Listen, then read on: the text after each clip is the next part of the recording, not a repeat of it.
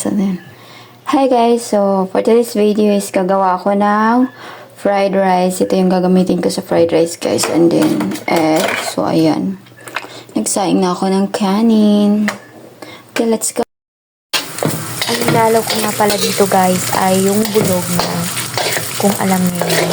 Yung parang hambas na bulog na ang tawag dito sa Tagalog. So, ayan, hiniwan lang siya ng slice.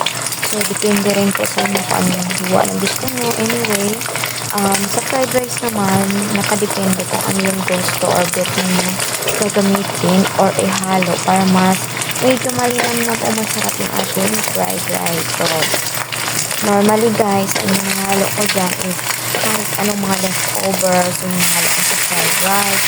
And of course, kapag fried rice, hindi talaga mawawala ang fried egg or scrambled egg guys. So, ayan, para hindi na ako mag-waste ng time at paghugas-hugas. So, ayan, pinaisis ko na siya. Una kong nilagay is yung bulog na slice. And then, of course, hindi na ako gumamit dito ng garlic kasi matagal na siya. So, malasa naman na yung bulog na. So, ayan, ginisa ko lang siya. And then, hinaluan ko rin pala siya ng soda na bibig. Kung nabibili sa mga supermarket guys. So, ayan, so ito lang, napakadali lang talaga. Salit mo lang talaga sa fried rice yung mga labing na kanin o yung mga maalas na bigas kapag na-fried rice natin.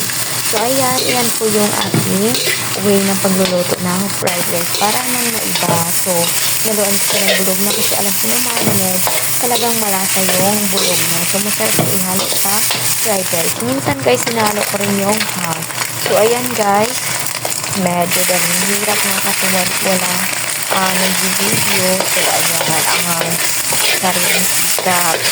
Prepare, okay, magawa ka ng videos. Ayan, easy lang naman guys kung gusto natin mabago. So, minsan kasi nakakamiss rin talaga na kumain ng fried rice. So, ayan, nakasip ko na gumawa ng fried rice. So, ayan, kasi nakalimutan kasi na wala nga akong video prepare. Ako nga lang talaga guys. So, maraming salamat sa mga nanonood ng ating mga video, sa mga solid subscribers ko dyan.